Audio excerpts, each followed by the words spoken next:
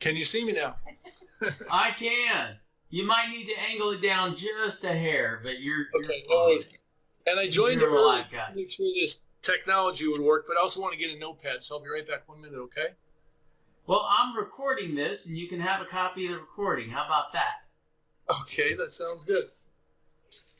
Sounds fair enough. So it's a few minutes early, but that's fine. How you doing? Man, I'm doing fantastic. I live in Austin, Texas. Every day's a good day. That's good. We've been in Austin. That's a good town. It is. I love it here. So I don't know if you've seen any of the videos with me, but I like to set a couple of ground rules. One is this is just a conversation. I've been in the construction business for 30 years, and I know that people are always trying to blow smoke up contractors' butts. And so part of this whole thing is for you to determine if you think I'm full of bull or not, or if you're not, if I'm kind of the guy you want to go into the federal market with. And I also like to ask, like, most people, when they scroll past ads on Facebook, they just keep going, but you stopped. What was it that caught your eye? Well, that's a good question. I used to do a lot more revenue. I've owned a previous company, did a big revenue in Wisconsin, but I recently moved to Florida about 6 years ago, and worked for another general contractor while I studied for 2 years to get my Florida state license, because Wisconsin wasn't reciprocal with Florida. And so I studied, and I wanted to go back out on my own, obviously. And a lot of things have happened, COVID and the hurricanes, and there's been a lot of things down here that have affected the way I was planning. But one of which is I got my residential Florida's general contractor's license, so I can do residential properties. And I've been doing big decks and outdoor kitchens and all kinds of fun stuff. But what I really am trying to do is take advantage of the opportunity right now. Everything's good here in Florida. There's a ton of stuff to fix. But what about when there's not a lot going on? And so I'm worried about the downturn, whether that's 2 years from now, 4 years from now, or whatever. And that's what caught my eye, was what about government contracts? And it's been in my head for a while. But when I saw the video, I was thinking local government. You were talking federal government. And that just that caught my attention real quick. Like, that's probably not recession-proof, but that stuff's always out there, probably. I had dinner with one of my good friends about 3 or 4 weeks ago, and I said, I've been traveling around the country over the last 10 years talking in front of thousands of people about the opportunity in the federal market, and bringing these people into this room for 3 days and teaching them how to get federal contracts. Mm-hmm. And one of my kids, just like I guess one of your kids helping you with tech stuff, said, you should put a video on Facebook.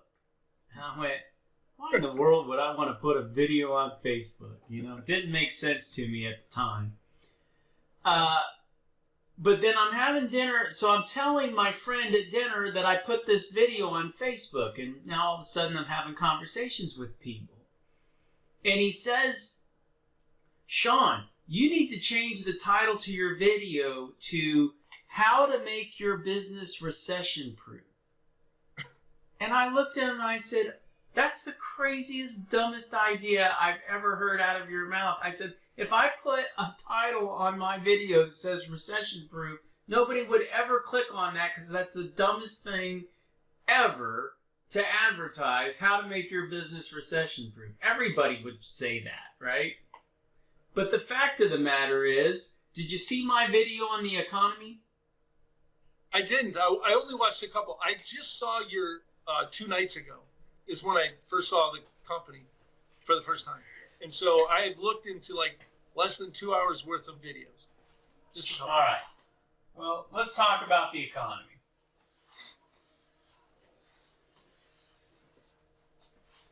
Because you kind of hit the nail on the head earlier. You said, I'm worried about when things go down.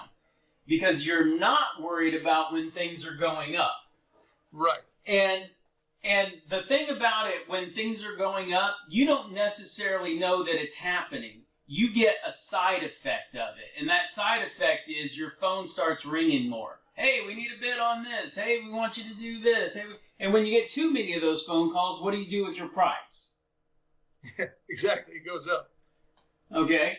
But then, all of a sudden, this thing takes a turn, and all of a sudden, last week, you felt like Superman, and everything was going good. The wife's happy, the kid's happy, all the bills are getting paid, and then all of a sudden, the next week, your phone's not ringing, and you're going, what did I do different? Well, I'm here to tell you, you didn't do anything wrong, and I think you know that. The economy pulls back and it swings down. And then if you stay in business long enough, it comes back up. You might go through a couple of swings in your lifetime, but do you know what the worst recession of all time was? Well, probably the Great Depression. That's exactly right. It was the Great Depression. It happened in 1929. It was due to a stock market crash, and 9 out of 10 people in this country were out of work. It was devastating to this country's economy. The incoming president was Franklin Delano Roosevelt, FDR. And he was tasked to come up with a solution to save the economy. And what he decided to do, it was called the New Deal. You might remember it from high school. Yep. It was 1933. And he negotiated with Congress that he would go across the country and start building roads, bridges, and dams all across the country, and this would put America back to work. But you can Wikipedia that, the New Deal, and you can read about it. But there's something in the there's something that happened in real life, and I don't think it's talked about in the wiki page. Prior to 1933, prior to the New Deal, when our federal government bought construction goods and services, because they certainly built buildings, the Capitol, these are all government construction contracts. Prior to 1933, in the books for the government, it was a cost, because construction costs money. They booked it as a cost. As part of the New Deal, the negotiation with Congress, Franklin Delano Roosevelt said, look, it's no longer going to be a cost. It's going to be, we're investing in an asset. We're investing in the road, bridge, and dam, and that's going to increase the value of our country, and therefore it's going to balance the books. That had never been done before. That was the New Deal, 1933. When was the last recession? 2008. That's right, 2008. Going into 2009. Yeah. Who was the incoming president? Incoming Obama? That's right. Yeah. He issued something called the American Reinvestment and Recovery Act. You can Google that, the American ARRA. It was in 2009. He issued $150 billion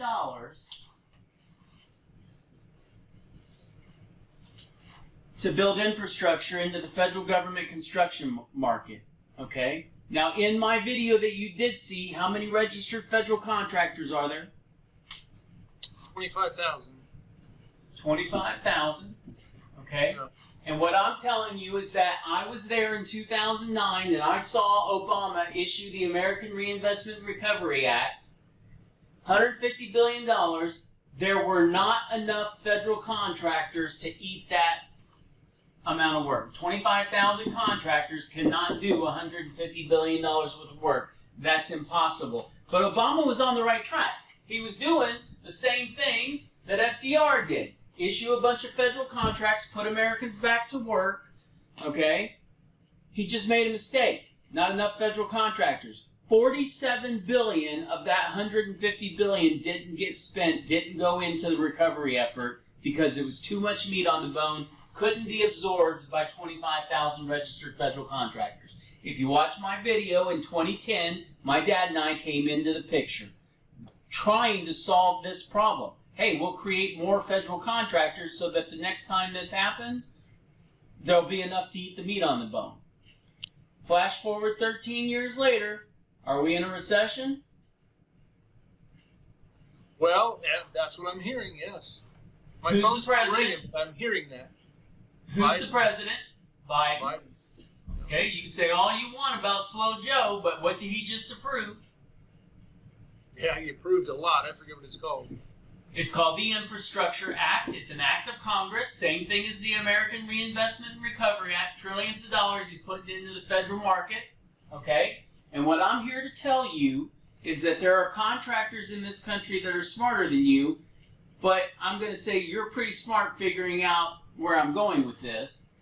In an up economy, everything's all great, the money's everything. When the economy starts coming down, the smart guys switch off and they start doing federal contracts and they ride that over. And they may or may not get back into the commercial and residential and ride this thing up, but when it starts going down, they switch off and start doing federal contracts. That's just what the smart contractors are doing, and you can make all the jokes you want about recession-proof, but that is exactly how they are recession-proofing their companies. Now, I'll tell you that most contractors in this country will work for $25 to $250 an hour. Would you agree with that? Yeah. But there's some contractors in this country who are making tens of thousands of dollars an hour. Would you agree with that? Well, you've said it, but I haven't seen it. Would you agree that it's happening? Oh, sure. I'm sure it's happening. Yeah. Would you like me to teach you how that happens, how it works? Yeah, sure. Yeah. I'll do it if you want me to. Yeah, that's why we're having this conversation. Yeah. Okay. Our federal government, when it buys construction goods and services, it does so using a rule book. That rule book is called the Federal Acquisition Regulations. Okay? That rule book encompasses the entire government. National Park Service, National Forest Service, Bureau of Land Management, Bureau of Indian Affairs, IRS, CIA, FBI, Army, Navy, Corps of Engineers, the Air Force, the Marines, the Coast Guard, the United States Post Office, the Environmental Protection Agency. All these agencies own buildings across the United States, and it's like 1 million buildings, 960,000 or something. Okay? They're all over the country, and Congress has set aside that budget to maintain all this infrastructure. They all operate under one rule book, the Federal Acquisition Regulations. We call them the FARs. FAR, Federal Acquisition Regulations.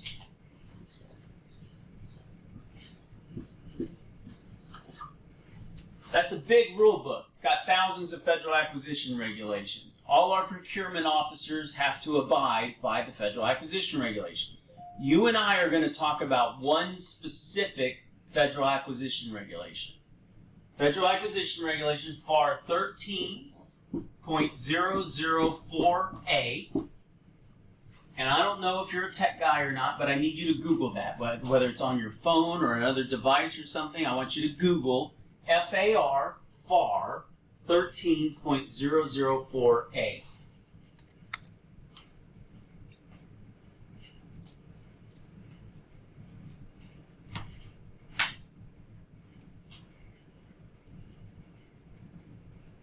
Okay.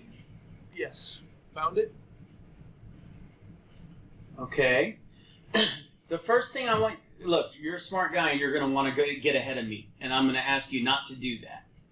Okay? What I want you to first establish is when you click on that link, it takes you to a government website, right? Right. Acquisition.gov. So Yep. Then what's the title of the FAR? Legal effect of quotations. Stop right there, look at me. It's the legal effect of a quotation, but in your world, if you go give out 10 quotes, 100 quotes, or 1,000 quotes, is there anything legal associated with those quotes, or are they just quotes? A quote's just a quote. A quote's just a quote.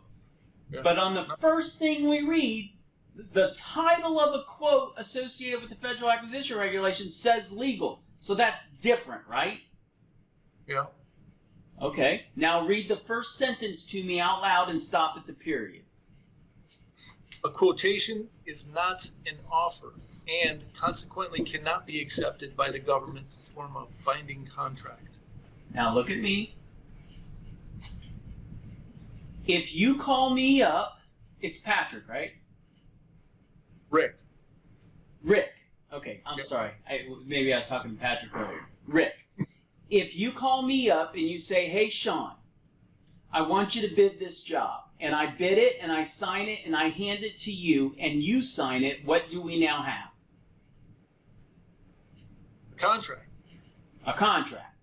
But on the federal government side, the first sentence says that a quote is not an offer and cannot be turned into a contract. That's different, right? Because you can turn it into a contract in the real world. Right. They cannot. That's right, and they cannot. That's different. Now read the second sentence out loud. Therefore, issuance by the government of an order in response to a supplier's quotation does not establish a contract. Okay? So look, this is written by attorneys. This is written by Congress. Okay? It's the legal effect of a quotation, and our government understands that people working for the government aren't perfect. And even though the first sentence says you can't take a quote and turn it into a contract, they're worried that someday somebody might make a mistake and take a quote and turn it into a contract, even though they're not supposed to do that. So the second sentence is saying, if that happens to you, don't worry about it. It's not a contract. Right. Okay? Now, read the rest of that paragraph out loud. The order is an offer by the government to the supplier to buy certain supplies or services upon specified terms and conditions. A contract is established when the supplier accepts the offer. Okay.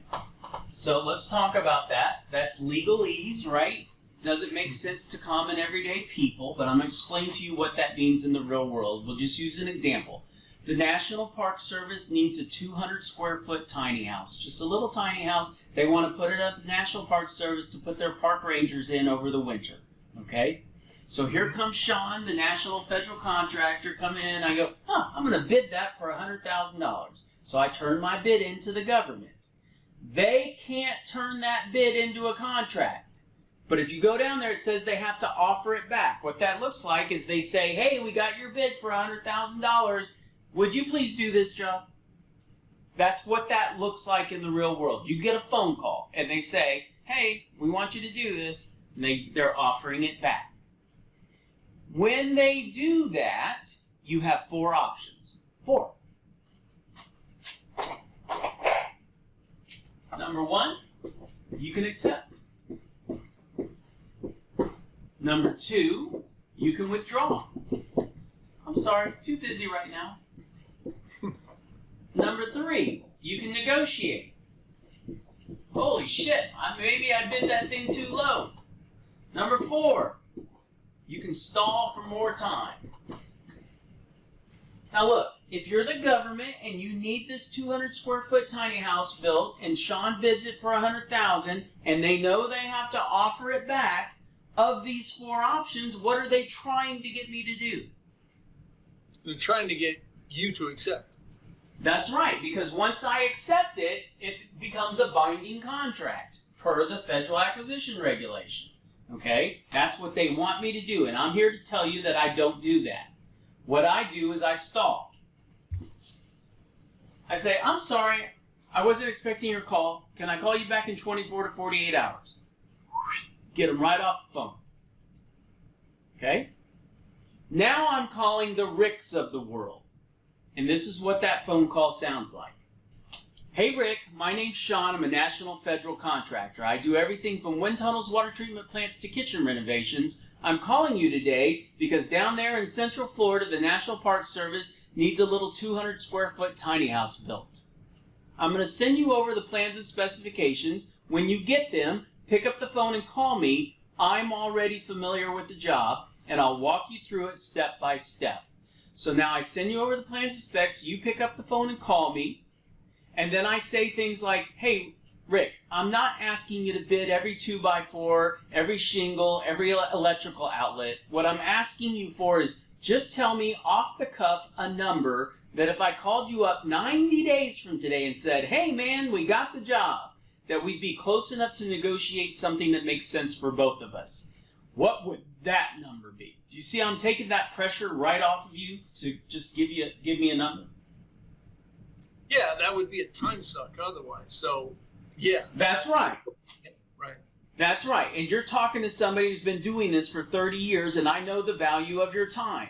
I'm not going to hold you to it. I just want a rough number that if I called you up 90 days from today and said, hey man, we got the job, that we're close enough to negotiate something that makes sense. Now, in this hypothetical role-playing situation, I want you to give me a scenario, give me a price. How much to build the 200 square foot tiny house? Pick any number you want. 60,000. Okay, so I turned my bid in for 100,000. The guy that knows how to do the work is telling me 60,000. So I call the government up, I accept the deal, and now I make 40,000 for making a couple of phone calls, and Rick's doing all the work. Give me another scenario.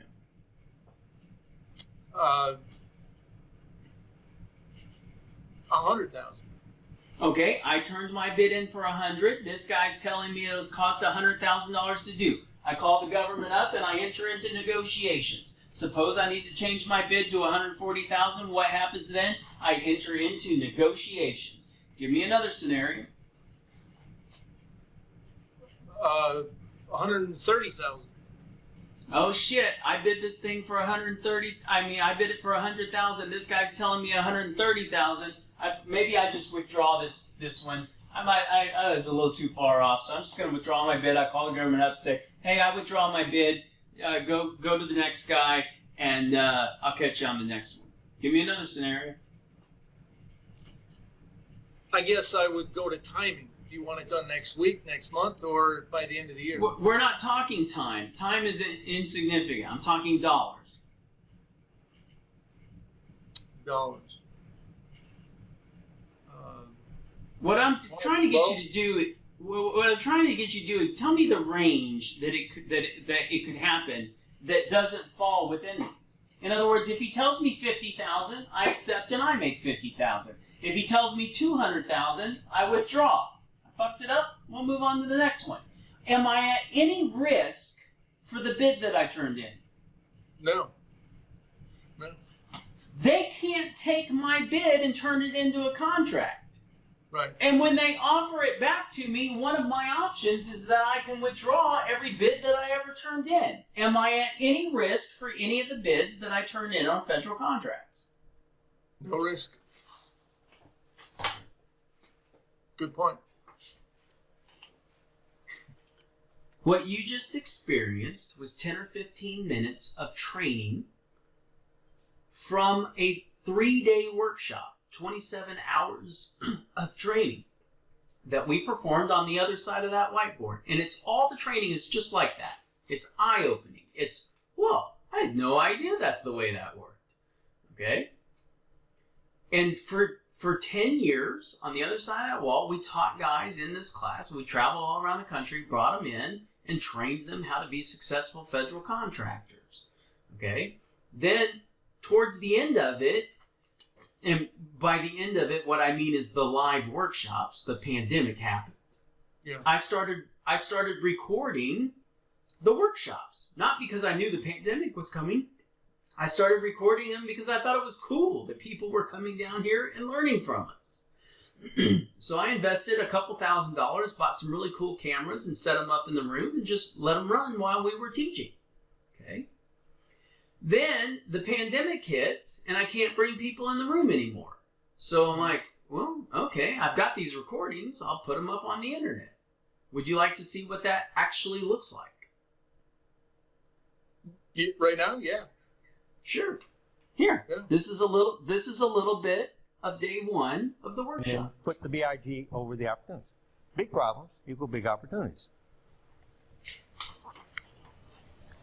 If somebody needs something, and they really need it, they're desperate to get it done, you understand that's the opportunity you're looking for, the need. Okay? You focus on the need. Everything gets focused on the need. What's the need? Do you have a budget? Once I understand the need, I focus on it, I understand it, repeat it back to them. Is there anything else you want to elaborate on? Or anything else I should know? Okay, problems like that usually have a budget associated with it. Can you share that with me? Do you understand how we go from the need, fully understanding the need, and then to the budget, figuring out what the budget is before we go any further, right? In fact, I don't even mind telling them, look, George, the real purpose of my business is to get new clients. Here's a little bit of day two. Deliver the goods. Look in there and go, yep, that's bigger. That's all you need him to do. No money, no nothing, just yep. Okay? So he calls the inspector out. The inspector, yep. He says, what do I do next? Tell the inspector that he should, hey, you should ask the contracting officer to send me an email asking for a price for the bigger size. Because that's legitimate, right? How many times do contracting officers send out an email and say, oh, okay, well, give us a price? That's not a marriage. That's not a commitment. All it is give me a price, right? How many times does the contracting officer ask you, give me a price? So look, I'm a stealth little son of a bitch, okay? The moment that Here's the a little bit of day three. says, hey, Do you remember me saying that the rule was if there's only one bidder, and that bidder is 15% or more above the government estimate, they cannot award the contract? Why does our government, in their infinite wisdom, have that rule? Anybody? Tax dollars money. Protects tax dollars, right? Because Sally, what's she trying to do? Get George's job done. He needs it. It's his money. He went and asked for it to fix his fish hatchery. It's sitting on her desk. He needs it done. It's not going to get done until she finds a contractor she can award it to. Does that make sense? Yes. Okay. So suddenly somebody turns in a bid for $1 million. It's only $100,000 worth of work, and they got all this money left over the budget. And it's real easy. Just When you actually invest with me, what that looks like is this. This is what you're investing in. This page right here. Day 1 of the workshop is 10 hours. Day 2 of the workshop is 11 hours. Day 3 of the workshop is 7 hours. And then this is kind of an update video where a couple of things have changed over time. PPIRS isn't PPIRS anymore. The government changed 2 years ago to CPARS. So it's just an update video on things that I know I say in the workshop that aren't the same. Okay? And, but look, we've been doing this for a long time, and I've been tracking the guys that get federal contracts after they leave my workshop. Are you familiar with the word indisputable? Yeah. Okay. I have what I call an indisputable proof page. All right? And I'm going to show it to you right now.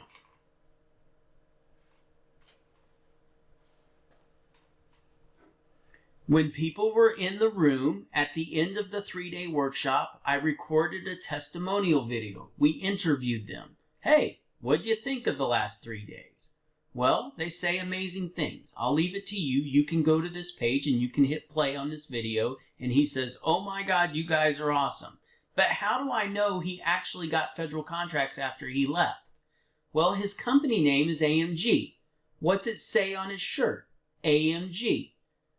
He says in the video, my company is AMG. Then I've got a picture of his federal awards, but I could Photoshop that. But where did I get this picture? I got the picture from here. This is usaspending.gov. This is a government website, not my website, usaspending.gov. They track public money, how it gets spent. That's public, right? Yep. That's right. So it's public. So this is his contract awards that he's gotten from the federal government.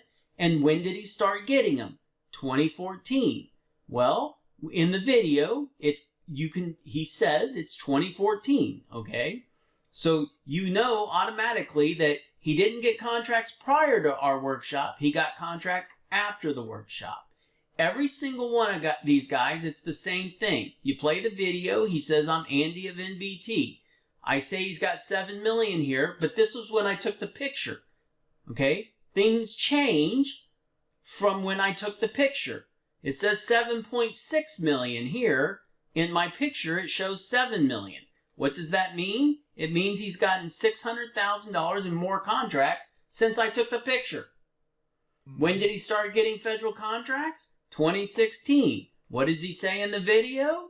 It's 2016. All right? Look, this guy got 30 million. This guy got 50 million. I love this one because you play Kevin. Kevin says in the video, I started a year ago.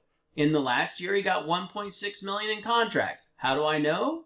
You click on his public profile at usaspending.gov, and now he's gotten 1.7 million. So he's gotten another 100,000 in contracts. When did he start getting contracts? A year ago. It all adds up. It's indisputable that those $300 million worth of federal contracts on that page, I'm responsible for. I taught the guys how to get them. Makes sense. It's indisputable. It is. What you've shown is indisputable. Yep. I have a few questions. We're going to take your questions. Go for it. I'm all in. Okay, and maybe some of them are just local to my situation. In the what I saw, the software, the program, can you localize in the No. big? Can you localize it to Florida? No, I would never do that. Look, Okay. how hard is it to call a guy and say how much to build a 200 square foot tiny house? Why would you localize yourself to Tampa? I mean, are there federal contracts in Tampa? I've done federal contracts in Tampa. The Gainesville Veterans Administration Hospital, I've done contracts there. Do you think I went there and did the work? Right. No, I hired some local guy to go out there and do it. Okay? There's a huge company in Tampa, and I can't think of their name right now, but later I can send it to you if you want. And I hired them to go install ATONs in the ocean, right off the coast there. Aid to navigation. These are steel pilings. But, it turned out I actually went there. My dad sent me down there because he wanted me to see how pilings are put out in the ocean. You wanted to go to Tampa too. But anyway, so I actually did go to that job in Tampa. But that company name will hit me right after I get off the phone with you. But anyway, there's no reason to look at local stuff. I mean, unless you want to. I've lived in Austin for my entire life. I've only ever done one job in Austin. It was at our IRS building here in Austin. I replaced a couple cooling towers. But look, my software, you just come in here and you look for jobs that are interesting and you click sync. You just click sync. How long did it take to do that? Couple seconds. That's right. right. Obviously, you got to read a little bit of it, but yeah. Look, you just come down, you go, is this job interesting? Yes. Okay, they're all sorted by date. These are jobs that are due tomorrow. Okay? You just come in here and hit sync. You go to the next page. There's 50 per page. There's 12 pages right now. That's 500 jobs that are coming out for bid in the next 30 days. You just go to the next page and tell me what I'm going to do. Sync. Read and sync.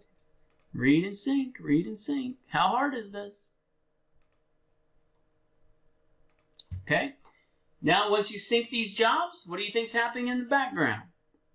It's creating my bids. That's right. It's creating my bid schedule. Here's jobs that are due on the 16th, jobs due on the 17th, jobs due on the 20th. So this is your bid schedule. This is where you go to find your jobs. And you go in here, and the jobs that I clicked sync on are inside those dates. And then when you go inside a job, here's the files to bid the job. Real simple. You just go in here. Here's the files to bid the job. You go in here. Here's the files to bid the job. How hard was that? Seems simple. Are you at any risk for any bid that you turn in? No.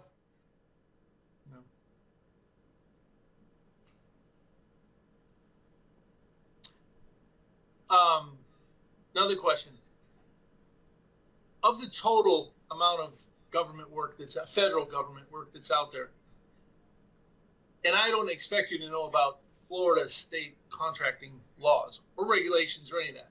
But None of that applies. None of that applies. If a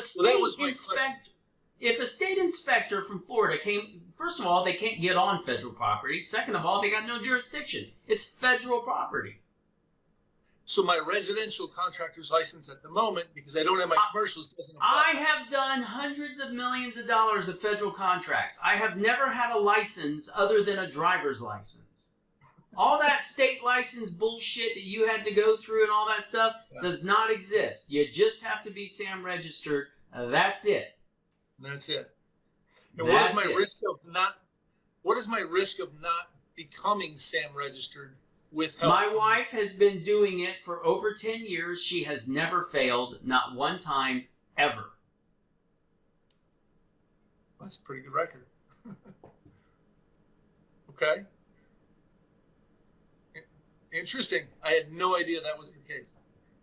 Well, nobody does. Look at the level of conversation you're having here. Who in your world can you have this conversation with? Everybody that I talk to, whether it's supply houses, other contractors, even at the state testing sites, didn't talk about federal contracts. No, but you can't have this conversation with anybody else. You can't. It's impossible. You're talking to a guy that's done 1,000 federal contracts that generated $1 billion in revenue. Good luck finding another guy like me. Yeah, I'm not running into him. That's true. And I'll just tell you, we've got another 28 minutes if you want it, so relax. We can talk about anything you want as long as it's related to federal contracts. Well, I think you just tackled a couple of hurdles I had mentally, thinking that through. Next steps. What are okay? You give me $5,000 for the training. You give my wife $700 to get you SAM registered. Bob's your uncle. Okay. Let's say we do that. Next step is I click read and sync. No.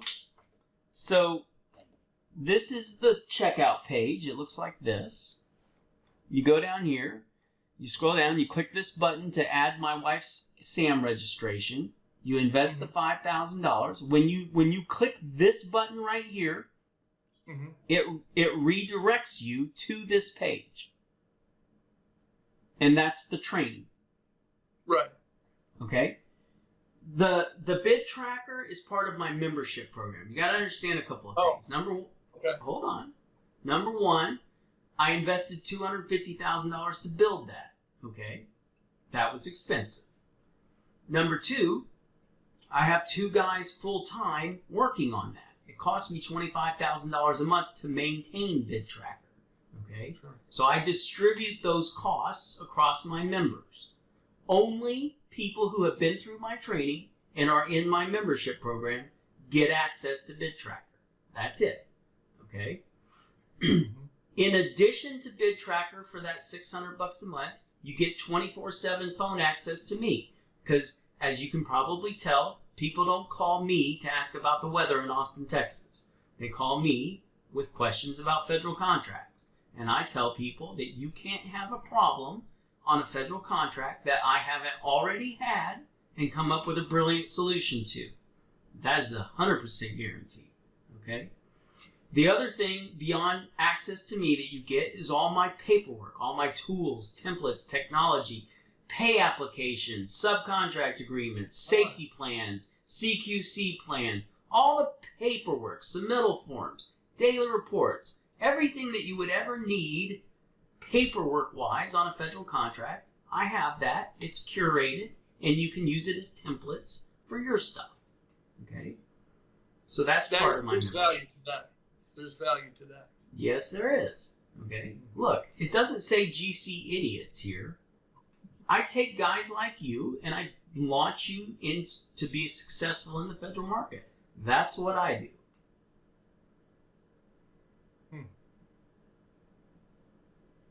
I'm blown away. It's good stuff. How much of, and I guess I'm just asking because you've done it, how much of it is small, medium to large stuff? In other words, does the Coast Guard down here in Tampa need rooms painted? And also they need the new headquarters built 4 years from now? And Okay. is there a lot of little things as well, small, medium, large? You're getting a little outside of what I offer for free, but just a little bit. But it's a good question, and I can't recall in the last few weeks talking about it. So I'm gonna teach you what that is.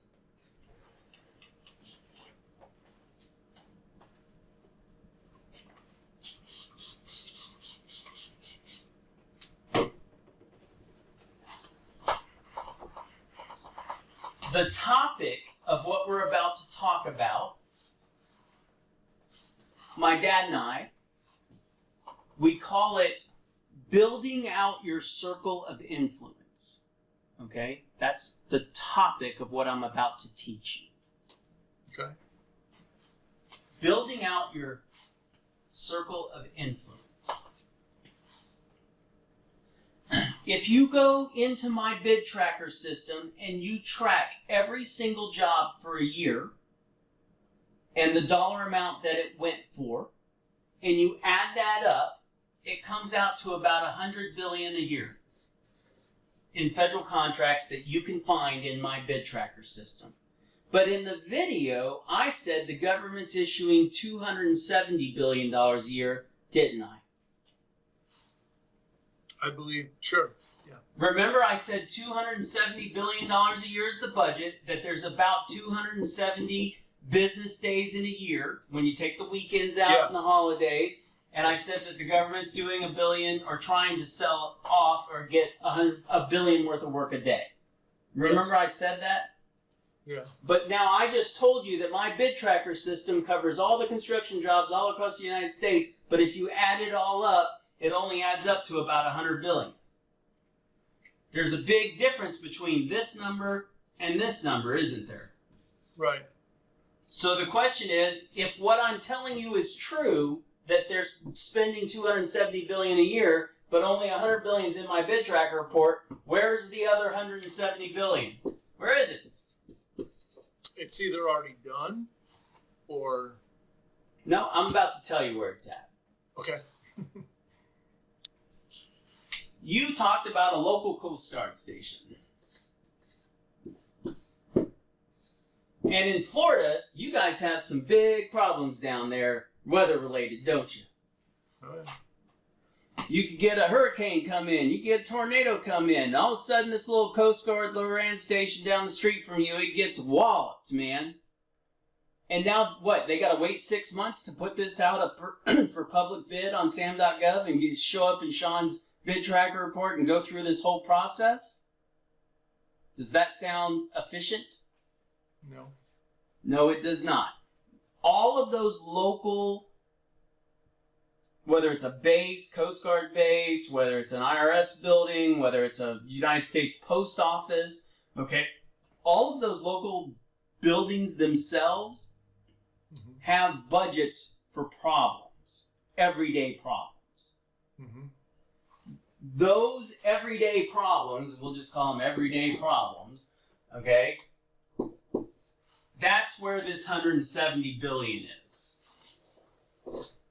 So what we say to our guys in the class is you want to reach out to all those local offices. Every federal, even that Veterans Administration Hospital up in Gainesville for you. Anything within 100 miles of you that's federal, you want to be reaching out to them every 45 days, sending over your capability statement and saying, hey, if anything pops up, we're here for you. Makes sense. Well, GCExperts. And the interesting thing is I never would have done that had I not learned what you said earlier.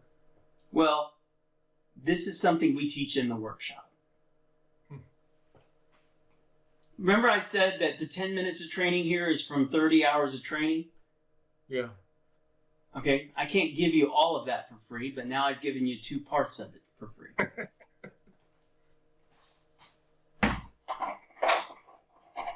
Very cool. Man, you have no idea. You don't have enough information to describe how cool it is. If you go through the workshop, then we'll have a conversation about how cool it is. Right.